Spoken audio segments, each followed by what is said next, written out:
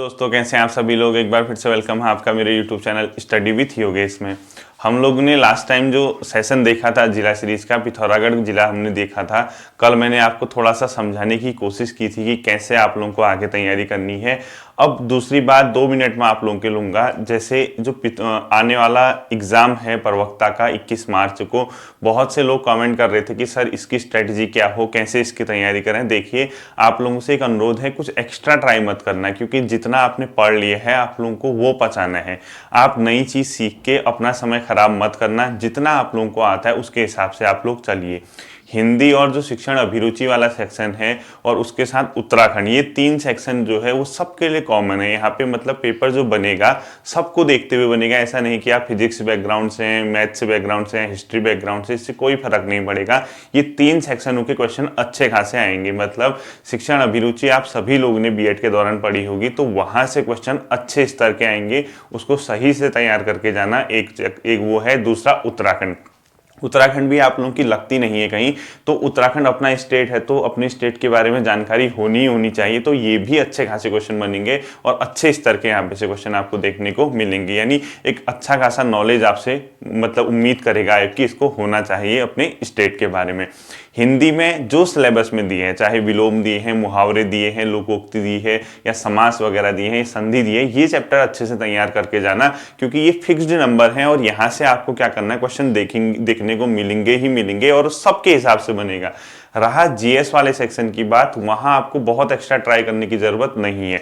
जो सिलेबस में उसने टॉपिक दिए हैं वो तैयार कीजिए। हिस्ट्री ज़्यादा डीप नहीं पढ़नी है, पॉलिटी डीप नहीं पढ़नी, इकोनॉमिक्स डीप नहीं पढ़नी और जियोग्राफी भी डीप नहीं पढ़नी है। थोड़ा सा आप लोग क्या करना, करंट अफेयर का जो सेक्शन है उसको स्ट्रॉन्ग करके जाना, क्योंकि सब आप अलग अलग बैकग्राउंड से आते हैं, एकेडमिक फील्ड सबका डिफरेंट है। इस वजह से जीएस ज़्यादा डीप ना आके करंट अफेयर के अच्छे खासे क्वेश्चन वहां देखने को मिलेंगे। ठीक है, मैथ्स रीजनिंग वाले तो कर ही रहे होंगे। जिसकी नहीं है मैथ्स रीजनिंग, जिसने नहीं की है वो रीजनिंग को तैयार करना। मैथ्स से अगर नहीं भी आती है तो आप अगर 90 नंबर 95 मार्क्स अगर लेके आते हैं एक जनरल के हिसाब से, तो आप लोगों का प्रीलिम्स हो जाएगा, यानी स्क्रीनिंग टेस्ट पास हो जाएगा। ठीक है, अब ज्यादा समय नहीं बचा है, रिवाइज कीजिए उसको। देखिए आज हम लोग क्या करेंगे, अगला जिला जो है हमारा पिथौरागढ़, उससे आगे को पढ़ेंगे और ये थोड़ा सा ट्रिकी चैप्टर है। आपसे ये उम्मीद करता हूं कि आप लोग ये करना, अपने पास एक मैप लेके बैठना पूरे उत्तराखंड का, क्योंकि लोकेशन को उसको आपने ट्रेस करना है। हम लोग क्या पढ़ेंगे, आप लोग हेडिंग डाल दीजिए काली नदी तंत्र। क्या डालेंगे, काली नदी तंत्र। और ये आप लोगों को मैप बनाना है, काली नदी तंत्र, यानी जो काली रिवर है उसका। इसी को शारदा नदी तंत्र भी बोलते हैं, ब्रैकेट में शारदा लिख दीजिए। शारदा नदी तंत्र यही है। ठीक है, काली नदी तंत्र या शारदा नदी तंत्र, इसके बारे में हम लोगों ने पढ़ना है। आप लोग तुरंत से मैप बना दीजिए। पिथौरागढ़ जिला है, छोटा कैलाश, काला पानी, और हर ये मैप अपने पास लेके चलना है। यानी आज की क्लास के लिए आपको उत्तराखंड का मैप अपने पास लेके चलना है। काला पानी, छोटा कैलाश, ये लिपुलेख वगैरह का इलाका है। यहाँ से इस घाटी से होते हुए काली नदी बहती है, तवाघाट, खेला, धारचूला, जौलजीबी होते हुए ये पूरा इसके साथ सीमा बनाते हुए, यानी ये पिथौरागढ़ है, मतलब ये जिला है, यहाँ चंपावत जिला है, यहाँ नेपाल है, यानी ये उत्तराखंड राज्य है, इधर नेपाल है, या आप कहो ये भारत है, इधर नेपाल है। यानी दो देशों के बीच, देश कहने का मतलब ये तो पूरा इंडिया हुआ ना इधर को, यहाँ नेपाल हुआ, या उत्तराखंड और नेपाल के बीच, या पिथौरागढ़ और चंपावत के बीच क्या करती है, सीमा बनाती है। मतलब पिथौरागढ़, चंपावत और नेपाल के बीच क्या करती है, सीमा बनाती है। यानी एक प्रकार की प्राकृतिक सीमा का ही निर्माण करती है। अगर आप लोगों ने ये मैप दिखा लिया तो आप लोग ये करना, काला पानी के ओर से एक लाइन डालना, इस प्रकार से ही काला पानी होते हुए इस प्रकार की एक लाइन डालना, इस प्रकार से जौलजीबी होते हुए इस किनारे किनारे बहती पूरा इसके सारे, इस किनारे किनारे चंपावत होते होते आगे जब ये नेपाल की ओर जाएगी उसके बाद शारदा नाम से आगे को बह जाती है। तो हमने ये देखना है इस घाटी में काली नदी बहती है, इस प्रकार से इस घाटी में काली नदी बहती, नीचे चंपावत है और चंपावत से आगे कोई कहाँ चले जाएगी, नेपाल में चले जाएगी। तो हम लोग आप लोगों ने हेडिंग डालनी काली नदी तंत्र। एक बार बेसिक आइडिया ले लेते हैं इसका, उसके बाद हम इसको क्या करेंगे, एक पूरा तंत्र, एक सिस्टम दिखा देंगे जहां इसको हम लोग ट्रेस करेंगे। ठीक है, ध्यान रखना, काली नदी तंत्र यानी शारदा जो है अपने आप में उत्तराखंड की सबसे लंबी नदियों में से एक है, यानी जो उत्तराखंड में प्रवाहित होने वाली नदियां हैं उसकी सबसे लंबी नदी है, लगभग 250 किलोमीटर के समथिंग ये क्या करती है उत्तराखंड में फ्लो यानी बहती है, और इसको जो है स्कंद पुराण में श्यामा नदी भी कहा गया है। तो पहला पॉइंट जो आप लोग लिखेंगे, आप लोग क्या लिखेंगे, सबसे लंबी नदी, उत्तराखंड की सबसे लंबी नदी, उत्तराखंड की सबसे लंबी नदी आप लोगों ने इसको बताना है, और लगभग कितना है इसका, ये 250 किलोमीटर के समथिंग या करती है उत्तराखंड में बहती है, और इसका उद्गम है कहाँ, 250 किलोमीटर लिख देना है इसमें। और ये अगर आपसे पूछता है कहां से ये निकलती है, आप बताओगे काला पानी, जो भी ऑप्शन आएगा, काला पानी नामक स्थान पे लिपुलो एक दर्रे के पास से निकलती है, यहीं पे एक व्यास आश्रम है वहीं से निकलती है, यानी काला पानी के पास से ही इसका क्या होता है उद्गम होता है। तो अगला पॉइंट लिखोगे काला पानी से उद्गम, काला पानी से उद्गम, ठीक है।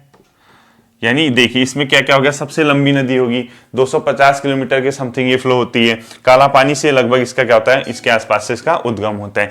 ये जो नदी है पूरा इस घाटी से होते हुए बहती है, जहां आपको तवा घाट, खेला, जौलजीबी, धारचूला ये सब देखने को मिलेंगे। इसी किनारे किनारे पिथौरागढ़ जिले की जो पूर्वी सीमा है इसकी ओर क्या होती है, फ्लो होते रहती है। तो अगला पॉइंट जो इसके बीच इसके लिए है, ये काकागिरी नामक एक पर्वत है, उसी के समानांतर बहती है, यानी पैरेलल बहती है। जैसे सपोज ये काकागिरी पर्वत है, ये सपोज काकागिरी पर्वत है, तो इसी के पैरेलल बहेगी, इस प्रकार से, यानी इसी के क्या बहती है, पैरेलल बहती है। तो अगला पॉइंट लिखो, काकागिरी पर्वत के पैरेलल यानी समांतर, काकागिरी पर्वत के समानांतर, काकागिरी पर्वत के समानांतर,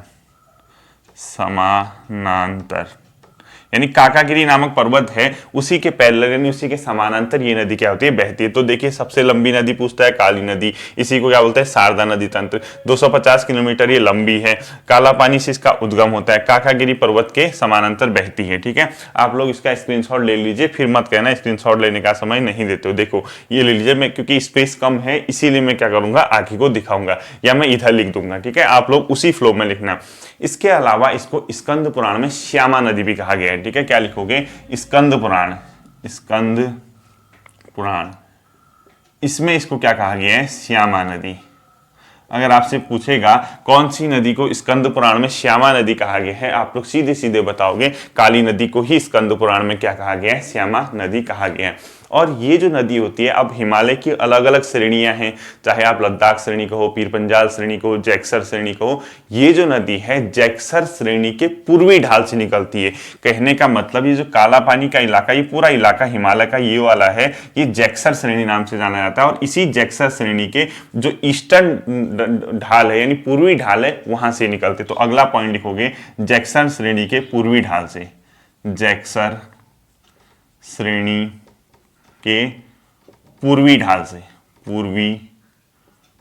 से निकलती है। ध्यान रखना है इस चीज को, ठीक है। स्कंद पुराण में इसी नदी को श्यामा कहा गया है, और जैक्सर श्रेणी की किससे निकलती है, पूर्वी ढाल से निकलती है। तो सबसे लंबी नदी 250 किलोमीटर लंबी है, लगभग काला पानी से उद्गम होता है, काकागिरी पर्वत श्रेणी के समानांतर, स्कंद पुराण में श्यामा, जैक्सर श्रेणी के पूर्वी ढाल से इस नदी का क्या होता है, उद्गम होता है, ठीक। अब देखना, ये जो है यहीं पे अपने आप में एक व्यास आश्रम भी है, और स्थानीय भाषा में यानी स्थानीय भाषा में इसको क्या कहते हैं, काला पानी गाड़ कहते हैं, क्योंकि गाड़ जो होता है वो स्थानीय टर्मिनोलॉजी यूज होती है, तो इसको स्थानीय भाषा में काली नदी या काला पानी गाड़ भी कहा जाता है, ये भी याद रखना, ठीक है। अब देखना, पौराणिक रूप से इस जल को अशुद्ध माना जाता है, मैं इसको इरेज कर रहा हूं, देखिए पौराणिक रूप से इसके जल को क्या माना जाता है, अशुद्ध। तो क्या लिखोगे, पौराणिक रूप से इसका जो जल है यानी काली नदी का, इसको क्या माना जाता है, अशुद्ध माना जाता है। अशुद्ध मानने का क्यों, मतलब इसके पीछे क्या लॉजिक है, देखिए ये जो नदी है, अगर आप देखोगे इसको मैप में, गूगल मैप में सर्च करोगे या अपने मैप में देखोगे, पूरी घाटी से होते हुए बहती है, मतलब इस प्रकार से डाउनवर्ड आती है, और इस नदी को देखोगे बहुत दुर्गम इलाके से बहते हुए आती है, मतलब यहाँ रिहायशी इलाका आपको बहुत कम दिखेगा इन इलाकों में। और इसके बारे में ये है कि ये नदी बहुत ज्यादा विकराल रूप भी ले लेती है, और इसने बहुत से लोगों की क्या लिए, जान ली, यानी काली नदी में अगर कोई चला गया यानी मौत के मुंह में जाने के समान माना जाता है। इसी वजह से बहुत से आपदा वगैरह की ये क्या रही है, साक्षी रही है, और इसी के कारण इसको क्या कहा जाता है, पौराणिक रूप से इसके जल को अशुद्ध भी माना जाता है। तो पौराणिक रूप से किसके जल को अशुद्ध माना जाता है, काली नदी के जल को अशुद्ध माना जाता है। ठीक है, अब देखिए ये जो नदी बहती है मुख्यतः पिथौरागढ़ और चंपावत जिलों में बहती है, और वहां से कहां चले जाएगी, नेपाल की ओर उधम सिंह नगर के पूर्वी इलाके में, यानी जो उधम सिंह नगर का पूर्वी इलाका है वहां से शारदा नाम से कहां बहती है, आगे की ओर बहने लग जाती है। अब आता है इसकी सहायक नदियों के बारे में, तो अपना हेडिंग डाल दीजिए इसकी सहायक नदियां। ठीक है, काली नदी की क्या होंगी, सहायक, यानी इसकी सहायक। अभी मैं जितना भी लोकेशन दिखाऊंगा आपको, लास्ट में अभी क्या करेंगे, एक सिस्टम बनाएंगे, तंत्र बनाएंगे, वहां मैं आपको इसको दिमाग में छाप दूंगा कैसे आपने क्या करना है। तो इसकी जो प्रमुख सहायक नदियां देखिए, अगर आप काली नदी को ट्रेस करोगे गूगल मैप में, तो जब ये बहती है यानी जब फ्लो करती है, मैं इसको इरेज करता हूं, जैसे ये बहती है यानी ये इस प्रकार से जहां से आ रही थी काला पानी के पास से, यहां से देखना नेपाल के इलाके से एक चीज दिखेगी आपको, किताबों में मेंशन नहीं की गई है, उसका नाम है टिंकर खोला, यानी टिंकर खोला इसको बोलते हैं। इसको क्या बोलते हैं, टिंकर खोला, इस रिवर को बोलता है टिंकर खोला। ठीक है, अब ये जो है काली नदी की अपने आप में एक प्रकार की सहायक नदी हो जाती है जो नेपाल से आती है, इसका नाम है टिंकर खोला। तो टिंकर खोला भी किसकी सहायक नदी है, अगर आपसे पूछता है तो काली नदी की। तो इसका उतना पूछेगा नहीं, तो मुख्य सहायक नदियां अगर आप लिखोगे तो उसमें लिखोगे सबसे पहले कुठियांगटी, क्या लिखोगे, कुठियांगटी, पहला लिखो कुठियांगटी, कुठियांगटी। दूसरी आप लोग लिखेंगे पूर्वी धौली गंगा, पूर्वी धौली गंगा, ये सहायक है। ठीक है, इसकी धौली गंगा, क्योंकि ये बहुत इंपॉर्टेंट मतलब सिस्टम है नदी का, काली नदी तंत्र, इसके साथ बहुत चीजें लिंक करते हैं, इसीलिए मैं यहाँ पे पढ़ा रहा हूं, इसको ध्यान से देखना। तो कुठियांगटी, पूर्वी धौली गंगा, उसके बाद आप लिखेंगे गौरी गंगा, क्या लिखेंगे, गौरी गंगा। ठीक, कुठियांगटी किसकी है, पूर्वी धौली गंगा, गौरी गंगा। इसके अलावा जो इसकी सहायक नदी है उसके अंदर एक सरयू आती है, जिसको आप लोग क्या बोलते हैं, पूर्वी रामगंगा भी बोलते हैं। उसके बाद मतलब सरयू आती है, वो आके जाके रामगंगा में मिल जाती है, फिर वो रामगंगा नाम से आगे को फ्लो होती है। तो सरयू भी इसी की है, पूर्वी रामगंगा, वो दोनों एक हो जाती हैं। तो अलग अलग रूप में भी पूछ सकता है, एक भी पूछ सकता है। तो सरयू भी कहीं ना कहीं इसकी सहायक है। तो सरयू है, पूर्वी रामगंगा, लोहावती और लधिया। क्या क्या लिखोगे, सरयू लिख लीजिए, अगला लिख लीजिए पूर्वी रामगंगा, पूर्वी रामगंगा, अगला लिख लीजिए लोहावती, अगला क्या लिखोगे आप लोग, लोहावती। इधर लिख देता हूं, ठीक है, इधर लिखता हूं लोहावती, लोहावती, और अंतिम में इससे कौन सी मिलती है, लधिया, जो कि उत्तराखंड में इसकी अंतिम सहायक नदी अगर आपसे पूछता है तो लधिया है। तो अगर आपसे ये पूछता है काली नदी की प्रमुख सहायक नदी कौन सी है कौन सी नहीं है, तो आपको कुठियांगटी, पूर्वी धौली गंगा, गौरी गंगा, सरयू, पूर्वी रामगंगा, लोहावती और लधिया है। अब आधे लोग ये कह रहे हैं सर ये पूर्वी क्या है, पश्चिमी क्या है। जब मैंने आपको दूधातोली पर्वत श्रेणी से एक नदी निकलती थी उसका नाम बोला था पश्चिमी रामगंगा, वो किसके परिप्रेक्ष्य में था, उत्तराखंड के भौगोलिक मैप जो है, यानी उत्तराखंड की भौगोलिक जो लोकेशन है, यानी उत्तराखंड का जो भूगोल है उसके आधार पर इन दोनों की अगर डायरेक्शन देखोगे, एक वेस्टर्न हो जाएगी एक ईस्टर्न हो जाएगी। वो कैसे, सपोज ये उत्तराखंड का मैप है, ठीक है, अब यहां जो दूधातोली के आसपास थी यहां से एक नदी निकल रही थी, और एक ही पिथौरागढ़ जो इस इलाके में एक इधर निकल रही है, दोनों का रामगंगा है। अब अपने हिसाब से बताओ, ये ईस्टर्न पोर्शन में ना, इसी वजह से इसको क्या बोला गया है, पूर्वी रामगंगा, और जो यहां था उसको बोला गया था, इसके कंपेयर में वेस्ट में है, उसको बोला गया था वेस्टर्न रामगंगा, यानी पश्चिमी रामगंगा, जिसको राठवाहनी भी बोलते थे। पश्चिमी रामगंगा का ही नाम क्या था, राठवाहनी नाम से था, ठीक है। और दूसरी बात आती है, ये पूर्वी धौली गंगा क्या है, परसों हाल फिलहाल में ग्लेशियर हुआ था, आपने सुना होगा, ऋषिगंगा नदी पे क्या हुआ था, बाढ़ आ गई थी। उस ऋषिगंगा की ही एक मतलब धौली गंगा की एक सहायक नदी है ऋषिगंगा। कहने का ये मतलब है, जैसे आप लोगों ने देखा होगा, ये सपोज धौली गंगा है जो चमोली वाली है, ठीक है, कौन सी, चमोली वाली, और इसी धौली गंगा से एक नदी मिलती है, इसका नाम है ऋषि गंगा। ये है, यहां से क्या हुआ था, ग्लेशियर क्या हुआ था, टूटा था, यानी ग्लेशियर, अभी तो शोध चल रहा है उसमें कि एग्जैक्ट कॉज क्या था, इसीलिए मैं कुछ भी बोलने से बचूंगा। अभी इतना समझ लीजिए, यहां से क्या हुआ था, ग्लेशियर टूटा था, फटा था, नीचे गिरा था, इस नदी में क्या आई थी, ऋषि गंगा में बाढ़ आई थी। जब ऋषि गंगा में बाढ़ आई थी, ये आगे जाके धौली गंगा में मिली, और धौली गंगा के थोड़ा सा आगे जाके तपोवन में क्या है, एनटीपीसी का यहाँ पे तपोवन में, यहाँ पे एनटीपीसी का क्या था जो यहाँ पे बनाया था उसने प्रोजेक्ट, यहीं पे था वो। तो इसी में क्या हुआ था, मलबा फंस गया था जिसमें बहुत से लोगों की क्या गई थी, जान गई थी। ठीक है, तो वो जो यहाँ की धौलीगंगा है वो पश्चिमी धौलीगंगा होगी जो चमोली में है, और ये इस साइड को है जो पिथौरागढ़ में, तो वो क्या होगी, पूर्वी धौलीगंगा। तो जैसे रामगंगा का कॉन्सेप्ट है वैसी, तो ये इसकी क्या है, सहायक नदियां हैं। तो इसमें पहला जो उपतंत्र आता है वो आता है कुठियांगटी। तो कुठियांगटी उपतंत्र जो आता है, इसके काली की सबसे पहली सहायक नदी माना जाता है कुठियांगटी। ठीक है, तो इसको लिख लीजिए कुठियांगटी को, काली की प्रारंभिक सहायक, काली की प्रारंभिक सहायक।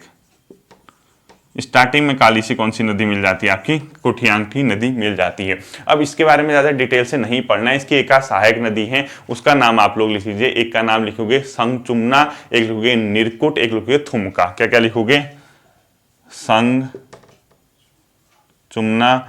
संगचुमना, एक लिखोगे निरकुट और एक लिखोगे थुमका। ये तीन इसकी सहायक नदी, ये आएगा नहीं पेपर में, ठीक है, इतना डीप नहीं आता है। तो कुठियांगटी जो है काली की प्रारंभिक सहायक नदियों में से एक है, और इस कुठियांगटी की सहायक है, याद रखना वो कुठियांगटी की सहायक है संगचुमना, निरकुट और थुमका। ये किसकी सहायक है, कुठियांगटी नदी की सहायक है। अभी दिखाता हूं मैप में, ठीक है, अभी आप टेंशन मत लेना, अभी आप सिर्फ काली नदी का जो ये सिस्टम है, ऐसे काली नदी बहते हुए इस इलाके से बहते हुए पिथौरागढ़ से चंपावत की ओर आगे नेपाल की ओर फ्लो होती है, इतना ध्यान रखो। उसी में कुठियांगटी है जो कि काली की प्रारंभिक सहायक है, और संगचुमना या निरकुट और थुमका इसकी क्या है, सहायक नदी है। दूसरी जो इसकी प्रमुख सहायक है उसका नाम है पूर्वी धौलीगंगा। वो बहुत ज्यादा क्या है, इंपॉर्टेंट है। ठीक है, क्या लिखोगे, पूर्वी धौलीगंगा, पूर्वी धौलीगंगा। जो ये पूर्वी धौलीगंगा है ये कहां पे मिलती है, जो खेला दिखाया मैंने, यहां पे दिखाया ना खेला नामक स्थान, ये यहां पे खेला दिखाया, इसी खेला में इस डायरेक्शन से एक नदी मिलती है, उसका नाम है पूर्वी धौलीगंगा, इस डायरेक्शन से। ठीक है, ये काली आ रही, यहां पे खेला दिखा रखा है मैंने, इसी खेला पे क्या मिलती है, पूर्वी धौलीगंगा नदी। किससे मिलती है, काली नदी से। तो इसके बारे में लिख लिया, पहला पॉइंट, गोवान खना हिमनद से निकलती है। कौन सी हिमनद से, गोवान खान हिमनद से, हिमनद यानी ग्लेशियर से कौन सी निकलती है, पूर्वी धौलीगंगा। और इसी के पास अपना एनटीपी मतलब ये धौलीगंगा प्रोजेक्ट भी है। ठीक है, ये धातु तवा घाट के ही जस्ट पास में क्या है, धौलीगंगा प्रोजेक्ट पे। तो गोवान खाना हिमनद से कौन सी निकलती है, पूर्वी धौलीगंगा। और किसकी सहायक है पूछता है आपसे, तो आप बताओगे काली नदी की प्रमुख सहायकों में से एक है, जो कि काली नदी से राइट हैंड साइड से मिलेगी, इस डायरेक्शन से। ठीक है, अभी दिखाऊंगा कहां से निकलती, क्या निकलती, सब मिल जाएगा। इसके अलावा जो खेरा नाम का स्थान है उसी को श्यालपंथ भी बोलते हैं, वहीं पे इसका क्या होता है, काली से मिलन होता है, और ये अपने आप में मिलम हिमनद से निकलते हैं। तो गोवान खाना हिमनद से, सॉरी मिलन होता है। ठीक है, गोवान खाना हिमनद से। दूसरा पॉइंट लिखोगे, खेला में मिलन, खेला या इसी को श्यालपंथ लिख लीजिए ब्रैकेट में, श्यालपंथ में इसका क्या होता है, मिलन होता है। किसके साथ होता है मिलन, काली नदी के साथ इसका मिलन होता है, पूर्वी धौलीगंगा। जो पूर्वी धौलीगंगा है ये अपने आप में दो नदियां, जो दो प्रमुख नदियां हैं उसको फ्लो करके लाती है, यानी उनका जो पानी है वो संयुक्त रूप से पूर्वी धौलीगंगा कहलाता है। तो जो इसका सोर्स है, यानी जो इसका स्रोत है वो क्या है, एक तो धौली यानी इसको दारमा भी बोलते हैं, दूसरा लिस्सर बोलते हैं। ठीक है, तो इसका जो हो गया पूर्वी धौलीगंगा का, इसका जो सोर्स है लिखो, स्रोत लिखो, पूर्वी धौलीगंगा का स्रोत लिखना, कहां से निकलती है, मतलब किस किस, एक को बोलते हैं धौली या इसी को दारमा लिख लीजिए, दारमा, और दूसरी को लिस्सर। ये जब दो नदियां मिलती हैं, यानी धौली या दारमा और साथ में लिस्सर, इन दोनों के मिलन के बाद क्या बनती है, पूर्वी धौलीगंगा। तो आप स्रोत लिख लेना, इसका क्या है, धौली और दारमा प्लस लिस्सर, इन दोनों को इक्वल टू करके लिखना, इज इक्वल टू लिख देना पूर्वी धौलीगंगा। यानी जैसे ये आ रही है, यहां से एक आती है, ये मतलब आपका धौली, यहां से लिस्सर, इन दोनों को मिला के पूर्वी धौलीगंगा अपने आप में बन जाता है। ठीक है, इसके अलावा इसके बारे में जो पॉइंट है, ये जब दो नदियां हैं तिजाग नाम की जगह पे मिलते हैं, यानी जो धौली और दारमा है और लिस्सर है, ये कहां पे मिलते हैं अगर आपसे पूछता है तो क्या लिखोगे, तिजार नामक स्थान पे मिलन होता है। तो पॉइंट क्या लिखोगे, तिजांग मतलब तिजांग। ठीक है, धौली और दारमा तथा लिस्सर का जो मिलन होता है वो तिजांग नाम की जगह पे होता है, तिजांग। तो स्रोत आपने क्या लिखा, धौली और दारमा प्लस लिस्सर, इनको मिला के पूर्वी धौलीगंगा बना, जिनका मिलन कहां पे होता है लिखोगे, तिजांग नामक स्थान पे इनका मिलन होता है। ठीक है, अब इसकी जो सहायक है, किसकी सहायक, पूर्वी धौलीगंगा की सहायक लिख लीजिए, एक का नान दारमा, एक सेलियांगटी और क्युनचिन। ठीक है, क्या क्या लिखोगे? सहायक, सहायक लिख लो इसके सहायक।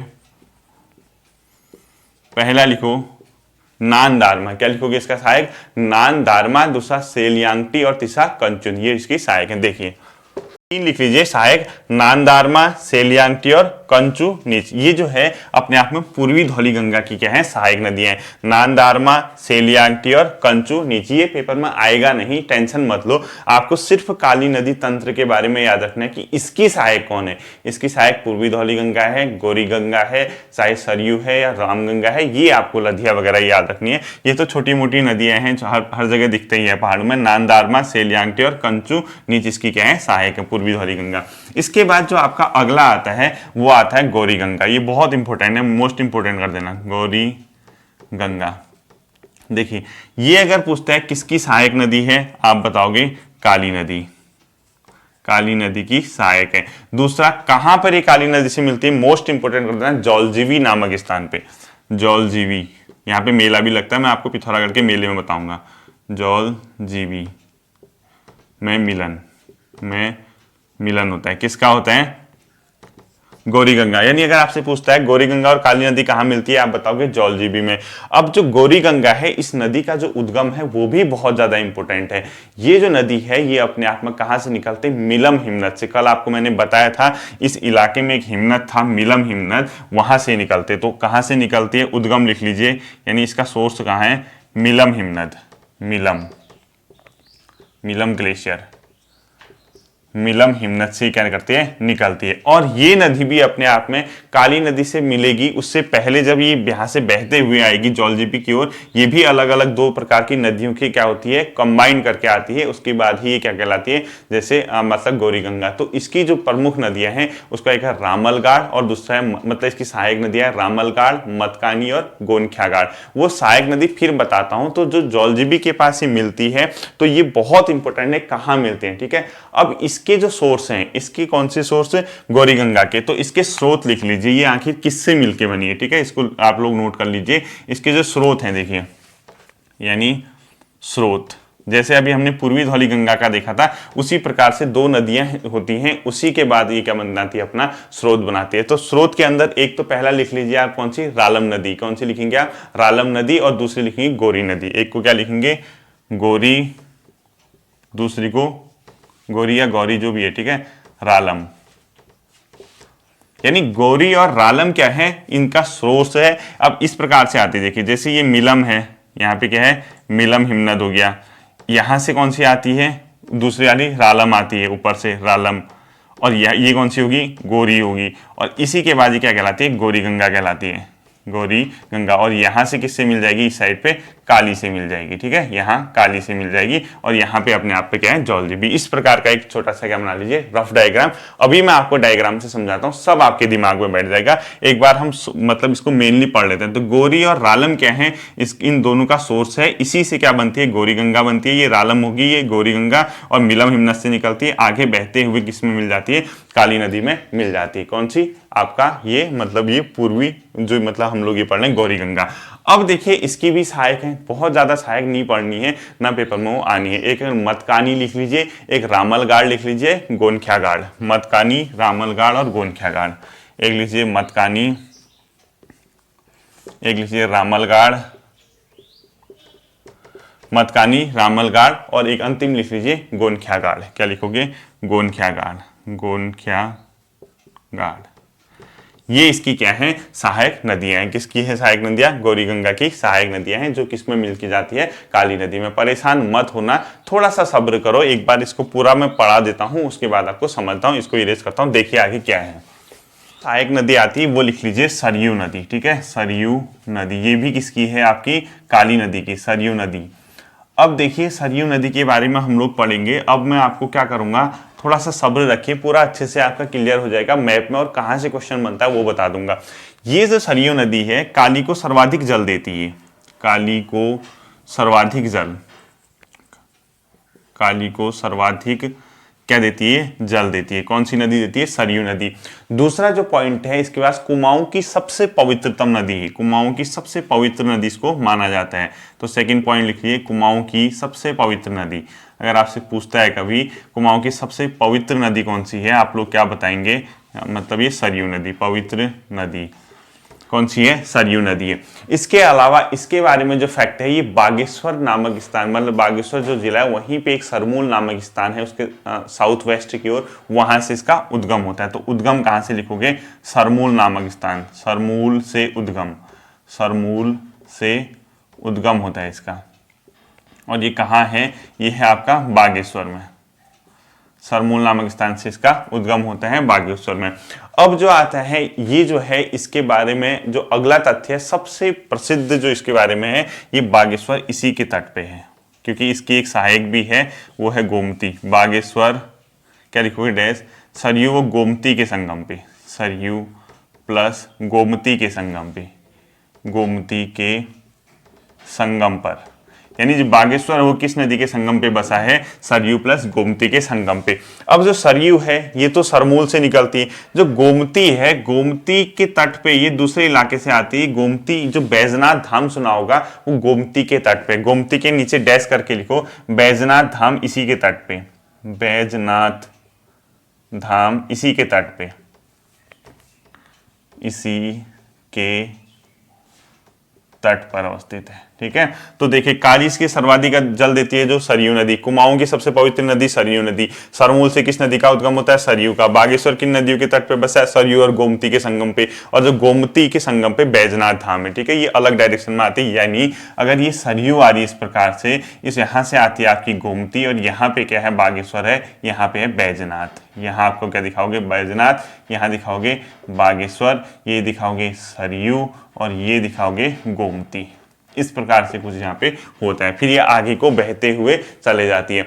अगला जो इसके बारे में फैक्ट है, जो पंचेश्वर बांध है उसके जस्ट मतलब बाद, कुछ दूरी के बाद, जब ये पहले तो ये रामेश्वर नामक तीर्थ में, मैंने आपको कल भी बताया था, जो सरयू है वो पूर्वी रामगंगा से मिल जाती है, उसके बाद ये आगे को फ्लो होती है, और पंचेश्वर के थोड़ा सा बाद में जाके आपका ये किससे मिल जाती है, काली से मिल जाती है। तो अगला पॉइंट लिखोगे यहाँ पे, मतलब इतना लिखने के बाद इसको मैं इरेज कर रहा हूँ, आपने ऐसे ही लिखना है। देखो जल्दी आप लोग इसको नोट कीजिए, स्क्रीनशॉट लीजिए। देखिए इसके बाद जो अगला इसके बारे में फैक्ट आते हैं, आप लोग लिखिए रामेश्वर तीर्थ में, कौन सी, सरयू। ठीक है, रामेश्वर तीर्थ में, रामेश्वर तीर्थ पर, जो रामेश्वर तीर्थ है यहाँ पे क्या होता है, जो सरयू नदी है, ये वाली सरयू नदी किससे मिल जाती है, सरयू का मिलन, सरयू का मिलन किससे होता है, पूर्वी रामगंगा से, पूर्वी रामगंगा से। यानी जो रामेश्वर तीर्थ है उसके बाद सरयू का मिलन किससे हो जाता है, पूर्वी रामगंगा से हो जाता है। और जो पूर्वी रामगंगा है, इन दोनों के मिलन के बाद आगे जाते हैं, तो अगला पॉइंट लिखोगे, ये पंचेश्वर बांध के बाद, पंचेश्वर बांध के बाद इनका मिलन काली से, इनका मिलन काली से हो जाता है। ठीक है, काली से इनका क्या हो जाता है, मिलन हो जाता है, किस नदी का, सरयू नदी का। तो अब देखिए ये जो नदी है ये पश्चिम से पूर्व की ओर बहती है, यानी वेस्ट से ईस्ट की ओर फ्लो होती है। यानी अगर आप उत्तराखंड का मैप देखोगे तो आप यहां से पाओगे इसको ऐसे बहते हुए, यानी पश्चिम से कहां की ओर बहती है, पूर्व की ओर। तो अगला पॉइंट सरयू में लिखना है आपने, वेस्ट से ईस्ट, यानी पश्चिम से पूर्व की ओर बहती है, पश्चिम से पूर्व की ओर बहती है। ये पॉइंट भी आप लोग ध्यान रखना। और एक छोटी सी सहायक नदी और है इसकी, पनार, पनार भी इसकी सहायक नदी है, जो कि काकरी घाट नामक स्थान पे, यानी काकरी घाट का मतलब जो आपका रामेश्वर तीर्थ है उससे जस्ट पहले पहले मिलती है, पनार भी इसकी सहायक नदी है। अगला पॉइंट लिख लीजिए, पनार, ब्रैकेट में लिखना काकरी घाट में मिलन, काकरी घाट में मिलन, काकरी घाट में मिलन इसकी सहायक नदी है, पनार भी इसकी सहायक नदी है, ब्रैकेट में लिखना काकरी घाट में क्या हो जाता है, इनका मिलन हो जाता है। आप लोगों ने ये भी ध्यान रखना है। जो गोमती है, गोमती तो इसकी प्रमुख सहायक है, सरयू की है ही है, वो डोबरा श्रेणी से निकलती है। जो गोमती लिखा था आपने उसके साथ लिखना, गोमती जो है डोबरा श्रेणी से निकलती है, गोमती डोबरा नामक श्रेणी से निकलती है, लिख लीजिए आप लोग, गोमती डोबरा नामक श्रेणी से निकलती है। कहां से निकलती गोमती, डोबरा श्रेणी से, डोबरा श्रेणी से निकलती है। क्योंकि इनके बारे में डिटेल, इनकी लोकेशन तब दिखाऊंगा जब हम बागेश्वर जिला पढ़ेंगे, चाहे गोमती है चाहे सरयू है। अभी हमें सिर्फ काली नदी का तंत्र पढ़ना है। अगला जो आता है वो आता है रामगंगा, यानी जो पूर्वी रामगंगा है वो देख लीजिए, वो किसकी सहायक होगी फिर, ये पूर्वी रामगंगा, ये भी किसकी है, काली नदी को सहायता देती है, काली सहायक। और सरयू से कहाँ मिलती है, आपकी रामेश्वर तीर्थ नामक स्थान पे। जो पूर्वी रामगंगा है, इससे अगर क्वेश्चन पूछता है किस जगह से निकलती है, तो नामिक नामक ग्लेशियर से निकलती है, जो मैं लोकेशन आपको पहले दिखा चुका हूं। तो लिखो नामिक ग्लेशियर से उद्गम, नामिक ग्लेशियर से उद्गम, यानी जो पूर्वी रामगंगा कहाँ से निकलती पूछता है तो नामिक नामक ग्लेशियर से। अब होता है क्या है, जैसे जो मुंशियारी का इलाका है, तेजम का इलाका है, नाचनी का इलाका है, थल का है, मुआनी है, आगे जाके रामेश्वर तीर्थ की ओर बहती है, इस डायरेक्शन में आती है। देखिए जैसे ये सपोज मुंशियारी है, यहाँ बिरथी फॉल दिखा है, यहाँ तेजम है, यहाँ नाचनी है, यहाँ थल है, ये आगे मुआनी हो गया, इसके आगे आपका जाते जाते रामेश्वर तीर्थ यहाँ पे हो गया। तो इस डायरेक्शन में बहते हुए आती है, ऐसे बहते हुए आती है। तो ये इन सब की किस ओर बहती है, यानी वेस्टर्न साइड से, और घाटी बनाते हुए क्या होती है, बहते रहती है। इसके अनेक सहायक नदियां भी हैं। तो नामिक ग्लेशियर जो है इसका क्या है, उद्गम है पूर्वी रामगंगा का। कहाँ से निकलती है, रामेश्वर नामक ग्लेशियर से निकलती है। इसकी जो सहायक नदी है उसमें एक भुजपत्री गाड़, जो स्थानीय भाषा में भुजगढ़ नाम से जानी जाती है, यानी भुजपत्री गाड़, गगरतिया, काला पानी गाड़ इसकी सहायक है। कौन सी सहायक लिखोगे, भुजपत्र गाड़, गगरतिया, ये इसकी सबके साथ क्या है, सहायक नदियां, भुजपत्री गाड़ या भुजपत्र गाड़, गगरतिया। इसके अलावा काला पानी गाड़ और बेरल गाड़। क्या क्या लिखोगे, काला पानी गाड़, काला पानी गाड़ और बेरल गाड़। ये आएंगे नहीं पेपर में, ठीक है, आपको सिर्फ ये याद रखना है। ये रामगंगा वाला, पूर्वी रामगंगा का कॉन्सेप्ट समझना है। ये भुजपत्र गाड़ नाचनी नामक स्थान पे इससे मिलती है, आगे जाके गगरतिया, काला पानी गाड़, बेरल गाड़, ये छोटी मोटी इसकी सहायक नदियां हैं। इसके बाद जो अंतिम आता है वो आता है लधिया, ठीक है। लधिया जो है उत्तराखंड के अंदर बहने वाली अंतिम मतलब सहायक है किसकी, काली की। तो अगला हेडिंग लिखिए लधिया, अंतिम सहायक लिख दीजिए, अंतिम सहायक किसकी, काली की। कहाँ, यूके में, काली की, यानी अंतिम सहायक काली की। कहाँ, उत्तराखंड में, यूके में लिख देना। उत्तराखंड में अगर काली की अंतिम सहायक पूछता है आप लोग बताओगे लधिया। और ये जो चंपावत नामक स्थान है, चंपावत के पास एक चूक नामक स्थान है, वहां पे मिलती है चंपावत, ब्रैकेट में लिख दो चूक पर मिलन, किसके साथ मिलन, काली नदी के साथ। और जो इसका उद्गम होता है ये पिथौरागढ़, नैनीताल और अल्मोड़ा के जंक्शन पॉइंट है, गजरा से इसका क्या होता है, उद्गम। तो गजरा से उद्गम लिख लो, गजरा से उद्गम, जो कि गजरा है कहाँ, पिथौरागढ़, नैनीताल प्लस अल्मोड़ा का मिलन बिंदु। ठीक है, आप लोगों ने ये समझना है। तो ओवरऑल हमारा कॉन्सेप्ट है काली नदी की जो सहायक नदी है उसके अंदर 4-5 आपको याद रखना है। पूर्वी धौली, पश्चिमी पूर्वी धौली गंगा, गौरी गंगा, रामगंगा, सरयू और इसके अलावा लधिया, ये हैं। अब आपको दिखाता हूं इसको मैप में, वो मोस्ट इंपोर्टेंट है, वो आप लोग देख लीजिए। देखिए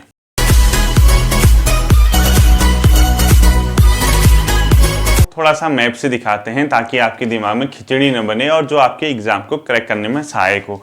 ये पिथौरागढ़ जिला है, ठीक है। जो पूर्वी रामगंगा है, कौन सी वाली, पूर्वी रामगंगा, ध्यान रखना। यहां मैंने मुंशियारी दिखाया था, इस इलाके में मुंशियारी दिखाया था ना कल। यहाँ कहीं मैंने आपको क्या दिखाया था, बिरथी वाटरफॉल, यहाँ कहीं तेजम वगैरह, यहाँ कहीं नाचनी वगैरह, यहाँ थल, वो इस इलाके से बहते हुए आती है। कौन सी, पूर्वी रामगंगा, ठीक है। और यहाँ से बहते बहते बहते आगे से जाके रामेश्वर में किससे मिल जाती है, सरयू से मिल जाती है। ये आप लोग जानते हैं। ये कौन सी होगी, पूर्वी रामगंगा। ये वाली जो नदी है ये कौन सी है, पूर्वी रामगंगा, रामगंगा इस डायरेक्शन में आती है वो। जैसे यहाँ कहीं पे मुंशियारी है, इस इलाके में इधर से बहते हुए ये लोकेशन है। जैसे मुंशियारी, तेजम, आपका नाचनी, थल, मुआनी, आगे जाते हुए रामेश्वर तीर्थ में सरयू से मिल जाती है। बागेश्वर इधर है, वो इधर से होते हुए बहते बहते इस साइड से किससे मिल जाती है, सरयू मिल जाती है। यहाँ जो है आपका पूर्वी धौली गंगा है, इस वाले इलाके में कौन सी, पूर्वी धौली गंगा इस प्रकार से मिलती है। यहाँ से आपका कौन सी मिलती है, जो आपका गौरी गंगा है, इस प्रकार से जलजीबी से मिलती है। और जब वो काली नदी ऐसे बहते बहते जाती है नीचे से, उससे लास्ट में चंपावत क्या, लधिया मिल जाती है। ये तो आपका मेन था। अब हमें क्या करना है, इसकी मैपिंग को दिखाना है, ठीक है। आप लोग इस प्रकार से एक बार रफली दिखा दीजिए। अब दिखाता हूं मैप को क्या करना है। देखिए बहुत इजी से आप लोग समझ जाएंगे। इधर लिखिए काला पानी, काला पानी, ठीक है। और इसी के ऊपर पे क्या है, कैलाश, आदि कैलाश आप जानते हैं। यहां से कौन सी आई, काली नदी बहते हुए आई। कौन सी नदी बह के आई, काला पानी से किसका उद्गम हो रहा है, काला पानी, एलिपुले, काली नदी। जब ये आती है, मेन दिखाऊंगा, ठीक है, सारे नहीं जो आपको एग्जाम के हिसाब से इंपोर्टेंट। यहां से कौन सी आ गई आपकी, पूर्वी धौलीगंगा। तो आपने काला, यहां पे लिख लीजिए इसको डैश करके, काली नदी। क्या लिखोगे इसको, काली नदी, ठीक है। और यहां से कौन सी आ गई आपकी, पूर्वी धौलीगंगा। और ये जो है यहाँ पे है, क्या लिखोगे, पूर्वी धौलीगंगा, और इसका नाम लिखोगे गोवान खाना हिमनद। तो यहाँ पे लिखोगे आप लोग गोवान खाना हिमनद या खान हिमनद, हिमनद ग्लेशियर। और इसको क्या लिखोगे आप, इस वाले को जो है, ये है आपका, ये है पूर्वी धौलीगंगा, पूर्वी धौलीगंगा, धौलीगंगा। इस प्रकार से आपको दिखाना है। जब ये है, इस जगह का नाम आप लोग दिखाओगे खेला, ठीक है, खेला। अब पूर्वी धौलीगंगा मिल गई काली नदी से, खेला। फिर ये बहते हुए आगे गई, धारचूला वगैरह के इलाके में बहते बहते बहते ये यहाँ पे पहुंच गई। और इस जगह का नाम आप लोग दिखा दोगे जौलजीबी। क्या दिखाओगे, जौलजीबी। तो जौलजीबी में किस नदी से मिलती है आपका, यहां पे आपको दिखाना है कौन सा, इस जगह पे जौलजीबी पे में जो नदी मिल रही है, इसका नाम दिखाना है आपने गौरी गंगा। इसको दिखा दीजिए, गौरी गंगा। गौरी गंगा से कौन सी मिलती है, जौलजीबी में कौन सी मिल जाती है, काली नदी, ठीक है। तो हमारी ये काली नदी अब यहां से आगे बढ़ गई है। ये अभी तक कौन सी चल रही है, काली चल रही है, काली नदी चल रही है। तो गौरी गंगा से मिल गई। अब आता है मेन क्वेश्चन, ये गौरी गंगा कहां से निकलती, इसका नाम आप लोग लिखोगे मिलम। कौन सी लिखोगे, मिलम हिमनद, मिलम हिमनद, यानी मिलम ग्लेशियर से कौन सी निकलती है आपकी, गौरी गंगा निकलती है। जब ये आगे को बहते गई इस प्रकार से, तो मिलम हिमनद के बाद एक और यहाँ पे हिमनद है इसी के नीचे, उसका नाम है नामिक हिमनद। तो आप यहाँ पे लिखोगे, इस जगह पे लिखोगे नामिक हिमनद, नामिक हिमनद, यानी नामिक कौन सा है, ग्लेशियर है, हिमनद। ये नामिक हिमनद से कौन सी आई, इस प्रकार से दिखाओगे, जो अभी मैंने मुंशियारी वगैरह से दिखा था। इसको लिख देना पूर्वी रामगंगा, पूर्वी रामगंगा, ठीक है। पूर्वी रामगंगा मिली, ये काली नदी ही है अभी, यहाँ पे कौन सी है, काली नदी, काली नदी। और जो पूर्वी रामगंगा आपने दिखाया नामिक हिमनद से निकलती है, उससे कौन सी मिल जाती है, इस डायरेक्शन से आप दिखाओगे सरयू, और इस पॉइंट को लिखोगे रामेश्वर तीर्थ, रामेश्वर तीर्थ, ठीक है। बाकी सरयू वगैरह सब दिखाऊंगा। और जो सरयू आपने यहां से दिखाई है, इस जगह को लिखोगे आप यहां पे सरमूल। क्या लिखाओगे, सरमूल, बागेश्वर में। और इधर से आप लोग दिखाओगे एक यहां पे, इसको लिखोगे गोमती, और इसी को लिखोगे डोबरा श्रेणी, डोबरा श्रेणी, ठीक है। और यहां पे आप लोग दिखाओगे बागेश्वर, और इसको लिखोगे आप लोग सरयू। देखिए, काला पानी से चले, पूरा काली नदी आई, गोवना खान हिमनद से पूर्वी धौलीगंगा मिली खेला नामक स्थान पे। उसके बाद काली आगे को बढ़ी, जौलजीबी पहुंची, गौरी गंगा मिली, मिलम हिमनद से निकलती है। उसके बाद काली नदी आगे को बढ़ते हुए पूर्वी रामगंगा इससे मिल जाती है, और ये मिलती है पूर्णागिरी के बाद। एग्जैक्ट लोकेशन आप चंपावत डिस्ट्रिक्ट के पास मिलती है। यहाँ पे आप लिखोगे पूर्णागिरी, सॉरी नहीं, पूर्णागिरी नहीं, पंचेश्वर बांध।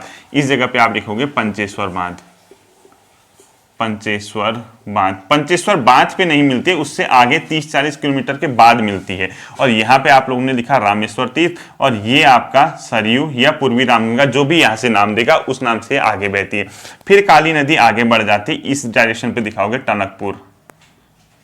क्या दिखाओगे, टनकपुर, ठीक है। और थोड़ा सा आगे दिखाओगे पूर्णागिरी, पूर्णागिरी धाम आप लोगों ने सुना होगा, ठीक है, पूर्णागिरी। और जब ये टनकपुर, ये चंपावत पंचेश्वर है, यहां से आपको दिखाना है लधिया नदी, इस घर पे कौन सी, लधिया, ये दिखा देना है लधिया, ठीक है। यहां से दिखाना है आपको लधिया कहां से निकलती है, अभी आपको बताया था, यहां पे लिख देना जहां से भी निकलती है, इस डायरेक्शन पे। और यहां से काली, और जैसे ही पूर्णागिरी होगी, इधर को दिखा के आप नेपाल दिखा दो, इसको यहां पे दिखा दो नेपाल, ठीक है। और यहां से दिखा दो घाघरा नदी, इधर घाघरा, और डैश करके शारदा लिख देना, ठीक है, यानी पूर्णागिरि के बाद ही शारदा कहलाती है। आप लोग एक काम करना, टनकपुर के बाद आपने दिखाया, यहां से आपको आगे करके शारदा कर दो, इसको शारदा कर दो, और इधर से आप यहां क्या देखो, घाघरा,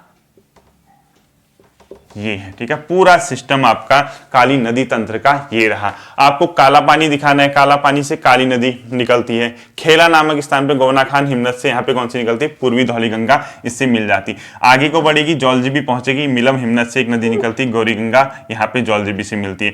थोड़ा आगे जाएगी, उसके बाद यहाँ से आपको नामिक हिमनद से पूर्वी रामगंगा दिखेगी, और उस पूर्वी रामगंगा में रामेश्वर तीर्थ पे कौन सी दिख जाती है, आपका रामेश्वर तीर्थ है, तीर्थ रामेश्वर तीर्थ पे इधर से आपकी सरयू मिल जाती है रामेश्वर तीर्थ में, जो कि बागेश्वर से सरमूल नामक स्थान से डोबरा श्रेणी से यहाँ से गोमती मिलती है, आगे बहते हुए रामेश्वर तीर्थ में। इनकी लोकेशन इन्हीं डिस्ट्रिक्टों में, ठीक है, और चंपावत लधिया वगैरह उनके डिस्ट्रिक्ट में। फिर काली नदी आगे बढ़ती है और यहाँ टनकपुर के पास, टनकपुर बैराज बनाते हुए आगे को बढ़ती है, और टनकपुर से जस्ट पहले यानी चंपावत वाले इलाके में यहाँ पे क्या मिलती है, आपकी लधिया नदी मिल जाती है, और टनकपुर होते हुए आगे को शारदा नाम से फ्लो होती है। ये डायग्राम अगर आपने बना दिया, आपके पूरा का पूरा काली नदी का तंत्र क्या हो जाएगा, समझ आ जाएगा। ये कॉन्सेप्ट इजीली समझ आएगा। आप लोग इसका स्क्रीनशॉट ले लीजिए, और हम आज की क्लास का क्या करते हैं, समापन करते हैं। जल्दी से इसका स्क्रीनशॉट ले लीजिए। देखिए पूरा का पूरा आपने स्क्रीनशॉट ले लिया होगा, ठीक है। तो उम्मीद करता हूं आज का सेशन काली नदी तंत्र का थोड़ा सा ट्रिकी था, थोड़ा सा जटिल था, आप लोगों के समझ आया होगा। नहीं भी आया होगा, इस डायग्राम से आपके समझ आया होगा। फिर मिलते हैं अगले सेशन में, तब तक ध्यान रखिए। Thank you.